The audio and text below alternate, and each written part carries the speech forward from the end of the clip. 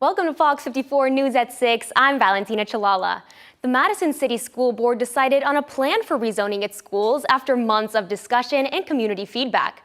That decision came earlier this morning at the regular board meeting. The board approved the final version of the preliminary plans, with 5 members voting in favor and 1 abstaining. Here are the approved plans for Madison Elementary, middle, and high schools. District staff read over 6,000 comments, providing feedback over the past few months, with only 45 people coming forward with qualms about the latest plan. Fox 54's Caleb Aguayo shows us the change. After months of planning and several times going back to the drawing board, the Madison City Schools Board of Education just passed the 9th rezoning plan for the school district. A big change for almost 2,000 students who have to move schools. Most of that population is elementary school students. The district superintendent, Dr. Ed Nichols, says it'll lessen the workload for teachers and for faculty members, especially with the opening of Russell Branch Elementary. We've got 13,000 students spread not only over Madison, which is 8 miles by 8 miles, but also Triana. And so when you have growth in all those areas, you have to figure out how to move that growth. And we're opening a new school on the western side off Limestone County, but the other 7 schools lie on the eastern side. So it's pretty challenging. Dr. Nichols says district staff listened to thousands of parents' recommendations, and over the months they finally whittled thousands of concerns down into dozens. We had a public meeting the other night, and we had 10 people speak. I'm not saying I'm happy that 10 are unhappy. I'd like to make everybody happy. But out of 24,000 parents, I'm down to those 10. I've got to move forward with a plan. Some parents, like Lamira Rayner McGee, say the new plan is an unnecessary headache. She says in August, she'll have to drive an extra 30 minutes to get her daughter to and from school. The students are the ones who feel it. And so you have, yes, we have to talk about budgets and balancing this and caps on students and these things. However, for my daughter, for example, who has an IEP, she has autism, and that structure is important. The waking up at the same time is important. To ease the transition, the school district will allow students in some grades to stay at their original school. However, those in kindergarten through the 4th grade will not be able to do so. In Madison, I'm Caleb Aguayo, Fox 54 News. The next step is to take those plans to a federal court to ensure an even distribution of students. If approved, they're set to take effect at the start of the school year next August. Let's take a look out in Madison, right outside of Madison City Schools. The sky is clear and it was just a little warmer today. I'm joined now by Fox 54 Weather Impact Chief Meteorologist Jordan Dressman. Jordan, will it be a rainy Friday? Yeah, we are definitely talking about the chance for some rain as we head into Friday afternoon and Friday evening, but the entirety of the day is not going to be a complete washout. As a matter of fact, a good chunk of the day is going to be dry. It's only the afternoon and the evening that we're going to end up being focused on across the Tennessee Valley. With that in mind, there is a marginal risk for severe weather as we head into Friday afternoon, Friday evening. Now, the overall threat for severe weather has gone down somewhat significantly over the last 24 hours. The greatest threat for severe weather is definitely going to exist to our north as we head into Friday afternoon, Friday evening. Still during that time frame, we could be talking about some heavy rain across the Tennessee Valley, which could lead to a little bit of localized flash flooding, thunder and lightning, of course. But then there's also the chance that we're talking about some gustier winds as showers and thunderstorms begin to push their way into the Tennessee Valley, specifically as we head into Friday evening. This could have an impact on Friday night football games. Now, I know a lot of those have been pushed to tonight. Tonight's weather is going to be fantastic. Tomorrow's, however, we're talking about some changes. We'll discuss those and the massive cool down that comes to the Tennessee Valley early next week here in a couple of minutes. The search for a Huntsville man missing since July 19th has ended after Huntsville police announced he was found dead in Madison. According to HPD, preliminary evidence points to homicide, and an autopsy will determine the cause of death. Investigators say an anonymous tip led them to 19-year-old Kylan Haley or Montgomery. After being interviewed on November 5th, Haley became a person of interest, prompting a search along Highway 20 and the issuance of a murder warrant. Haley is expected to be extradited to Madison County. Auburn University's School of Aviation has launched the Laney Anderson Memorial Scholarship Fund to honor an alumna and Huntsville native who died in a Montana plane crash with her father and sister last month. The scholarship will support aspiring pilots who share her love of flying and commitment to mentorship. Once the fund reaches $25,000, it will become endowed, ensuring her legacy inspires future Auburn aviation students. To learn more about this scholarship fund, go to fox54.com. Northbound lanes of Interstate 65 near Lake County are now open after a crash involving a lumber truck caused major delays this morning. The wreck, which spilled lumber on the Indian Creek Bridge, closed multiple lanes just south of exit 318. ALDOT crews assisted with cleanup, and the Alabama Law Enforcement Agency confirms the left northbound lane reopened around 12:50 in the afternoon. A civil lawsuit against 3 local restaurants and a man charged in a teen's death has been temporarily paused, court records show. Kevin Peenich faces murder and DUI charges in the May 2025 death of Priceville High student Chloe Hastings. The lawsuit filed by Hastings' family names Peenich, Buffalo Wild Wings, Logan's Roadhouse, and Alfonso's. A judge paused the case until Peenich's criminal trial concludes and dismissed 3 claims without prejudice. A status hearing is set for November 3rd, 2026. Mazda Toyota Manufacturing has donated $50,000 to the Food Bank of North Alabama to support families affected by the federal government shutdown. With over 23,000 furloughed federal workers and delayed SNAP benefits impacting more than 100,000 residents, the donations help expand mobile pantries across the 11-county service area. Food Bank CEO Shirley Schofield says this support ensures families have access to food now and after the shutdown. Mazda Toyota has a long-standing partnership with the organization, including grants, food drives, and Thanksgiving turkey donations.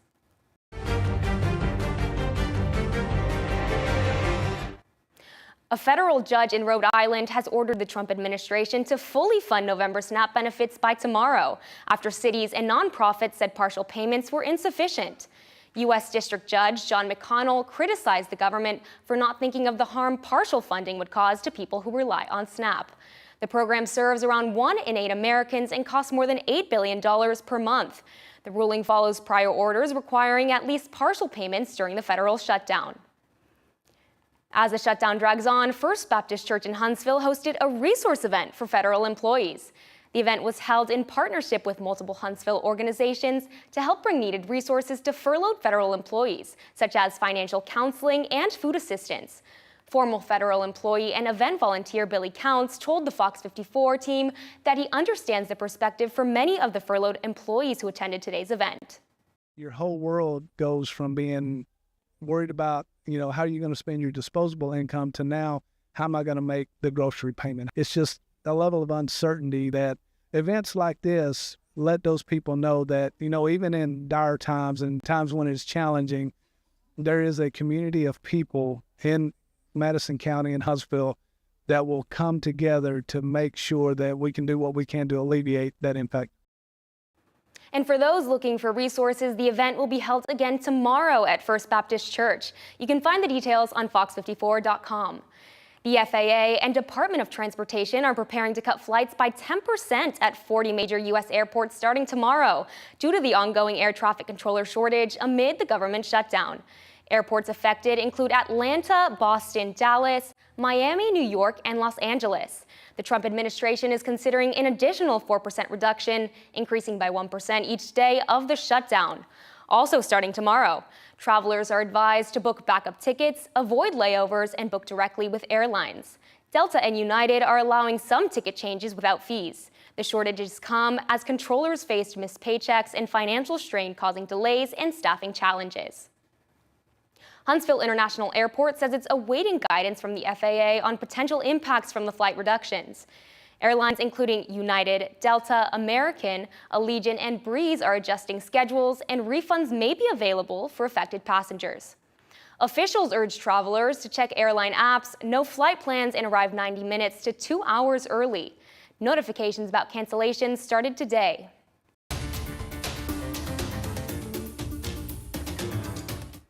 Huntsville Utilities is warning customers about a phone scam where a caller claiming to be company representative threatens immediate service disconnection. The scammer, using the name Kevin and calling from a 256-770 number, demands immediate payment. Utilities officials stress all disconnections are suspended during the government shutdown, and legitimate staff never make high-pressure calls. Customers should hang up on suspicious calls, avoid giving payment information, and contact Huntsville Utilities directly for questions about their account. We just saw them elect an open socialist in New York City on Tuesday, and I don't think that that's what the people of Madison County are looking for. Coming up, Madison County Democrats push voters to prepare for 2026, but the state GOP chairman disagrees. Later tonight, a new initiative in North Huntsville aims to bring job training, education, and healthcare all in one building.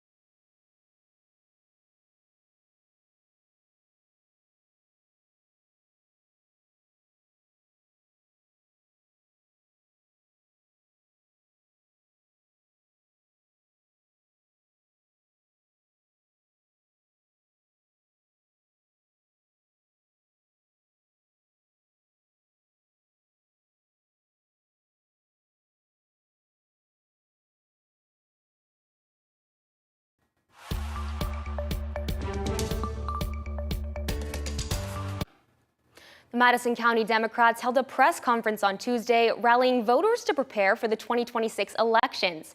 And now FOX54 has reaction from the state GOP chairman.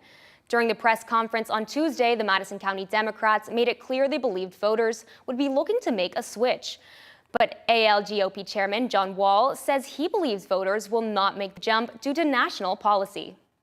I think there's going to be a lot of contrast that we're going to be able to draw with the values of the National Democrat Party that the people of Madison County do not agree with.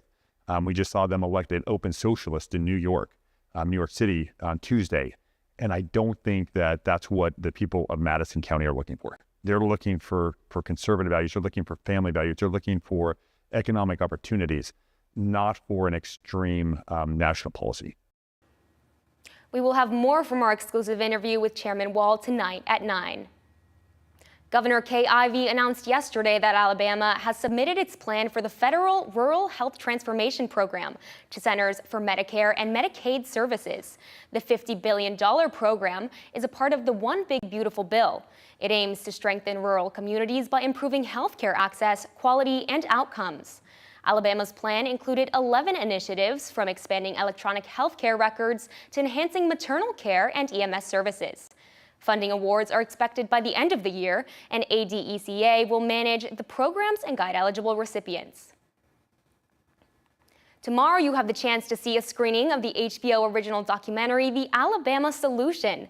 The film shines a light on conditions in Alabama state prisons, highlighting the case of the corrections officer who was promoted to lieutenant after allegedly beating an inmate to death.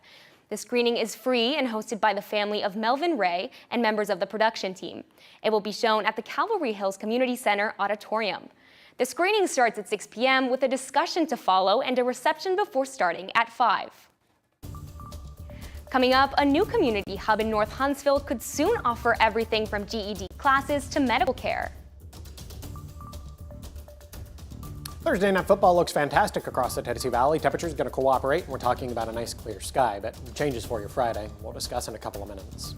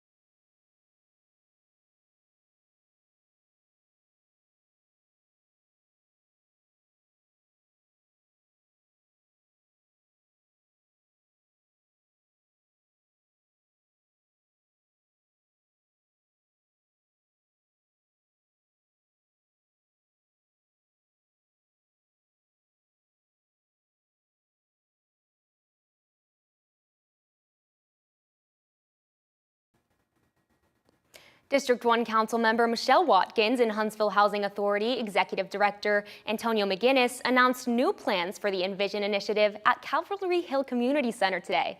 The program aims to create an all-inclusive space offering GED classes, job fairs, financial literacy courses, and medical services through Happy Health. CEO of Happy Health, Michelle DeJohnson, says for many individuals, health challenges can be a barrier to employment, which is why they're transforming 2 classrooms inside the Calvary Library into full-service clinics. I'm excited as well about the wraparound services. So not only do you get your primary care, but you get your job training, you get your GED training, you get the opportunity at financial literacy, so that now we are building, and what is being built here is access for wholeness for the entire person. Services through the Envision initiative are expected to begin as early as next week in hopes of the new medical clinics opening by April 1st, 2026. Morgan County officials are warning residents that tornado sirens are currently offline due to a technical issue, the Emergency Management Agency says. The outdoor sirens are just one part of the county's severe weather alert system. Until repairs are completed, residents are urged to use other ways to stay informed about severe weather. No timeline has been given for when the sirens will be back online. Stay updated with FOX54's Weather Impact team. Now, the Tennessee Valley's certified most accurate forecast from the FOX54 Weather Impact team. Well, that's my neck of the woods, Owens Crossroads. That is a fantastic part of town. I really like that view, though I have no idea where that video was actually taken. But I can assure you that it is in my neck of the woods. Today was almost warm enough to want to jump in the lake. Okay, I wouldn't go that far. Well, I mean, have you been to that part of Madison County yet? not yet. I haven't gotten the chance to visit. Oh, take a drive over 431. Okay. I mean, it gives you a mild heart attack if you've never done it before. It's very windy, Oh, but it's no. a beautiful part of the county. I'll add it to the list. I'll definitely want to visit. You know, and then keep on going down to Gunnersville. It's a beautiful part of the area. Let's talk about Thursday night football. Fantastic evening for Thursday night football across North Alabama, Southern, Middle Tennessee. And a lot of the games have been moved to this evening, given the fact that we're talking about the chance for some stronger thunderstorms as we head into Friday evening. 61 degrees right away at 7 o'clock. That doesn't happen too terribly often in early November. 59 at 8, 58 by 9, 57 by 10 p.m. A really nice clear sky. It's going to be difficult to find much in the way of any sort of cloud cover. But then things begin to change as we head into your Friday. Now, I'm going to preface everything I'm about to say with the fact that the overall threat for severe weather has dropped somewhat significantly over the last 24 hours. Could we still get some stronger thunderstorms across the Tennessee Valley as we head into Friday afternoon and Friday evening? 100%. But the overall threat for severe weather has shifted further to the north. For example, if you're going to be going up to Nashville tomorrow afternoon, tomorrow evening, the threat for severe weather is much greater up there. Still talking about a marginal risk for severe weather across the entire Tennessee Valley, though, as we head into your Friday. Let's talk about the concerns as we head into your Friday. There's a chance for some heavy rain. As always, heavy rain can always lead to a little bit of localized flash flooding across the area. Not talking about much in the way of any sort of a hail threat. If we do actually get any hail tomorrow evening, it would be incredibly small. We could get some gusty winds tomorrow evening embedded within those thunderstorms. And then the overall threat for anything tornadic is incredibly low. It's about as close to zero as you can get without actually being zero. So let's run to Futurecast as we head into your Friday. Through the early part of the afternoon, a couple of isolated showers might be possible, but you are going to notice an increase in cloud cover across the Tennessee Valley. Then we head into the early part of the evening, 6:30, 7 o'clock, showers and thunderstorms hanging out up across southern Middle Tennessee. This activity has yet to push its way into North Alabama. That's going to somewhat quickly begin to change, though, 7:30, 8 o'clock in the evening. Now we're talking about some showers and thunderstorms across Lauderdale County, still talking about that activity up across southern Middle Tennessee. 8:30, 9 o'clock, still talking about that activity up across southern Middle Tennessee, Giles and Lincoln counties, and then some thunderstorms hanging out across North Alabama, Lauderdale County, Limestone County, maybe heading into northern Madison County at this point. This activity is going to continue to drop south as we head into the early part of the overnight and then through the earliest hours of your Saturday morning. By the time we get to the middle part of your Saturday morning, we are beginning to dry out. We get to enjoy a little bit of sunshine, but then I also think some additional rain is going to be possible Saturday night, early into Sunday morning, associated with a secondary cold front that'll move through the Tennessee Valley. The rain we get tomorrow is an initial cold front, and then a secondary cold front moves through on Saturday. We stay warm as we head into the overnight. Temperatures only dropping into the lower 50s across the Tennessee Valley. Fantastic for the kids at the bus stop. Fantastic for you as you head out the door for work. 60 at 8, 63 by 9, 67 degrees at 10 a.m. Have a good look at the next 7 days. 73 on Friday, 74 on Saturday, holding on to the 70s through the front half of the weekend. Things begin to change, though, as we head into Sunday. I've got a high temperature right around 56 degrees. But then look what happens Sunday night, early into Monday morning. We drop into the mid-20s. That brings an abrupt halt to the growing season. We only climb into the lower 40s, dropping into the mid-20s again Monday night, Tuesday morning. Veterans Day, we do climb into the lower 50s, back into the 60s next Wednesday and Thursday. The Huntsville Botanical Garden is hosting its first wintergreen holiday market on Saturday from 10 a.m. to 5 p.m. Guests can shop handcrafted gifts, art, and seasonal treats from local and regional artisans inside the garden's grand hall and carriage house. The family-friendly event will also feature holiday refreshments, a photo station, and unique decor, with all purchases supporting small businesses in the garden's mission to connect people with plants. Bird on the Mountain is bringing Alabama's heritage to life this weekend with the 5th annual Round Top Folk Festival Saturday. Guests can enjoy live music, artisan demos, and hands-on folk art activities. Throughout the day, new this year, a Round Top brunch from 10 to 11:30 a.m. For a full festival schedule and ticket information, head on over to FOX54.com. A local pizzeria is stepping up to lend a hand to those affected by the government shutdown. Valentina's Pizzeria and Wine Bar announced in a post on Facebook, kids eat free while SNAP benefits are paused. With the purchase of a specialty pizza, select kids menu items will be free and others will be available at a discounted price. Valentina's is located at 25783 Huntsville Browns Ferry Road in Madison. The Fort Payne's Chamber of Commerce is celebrating a big addition for local families, a brand new playground at Kiwanis Field across from the Wills Valley Rec Center.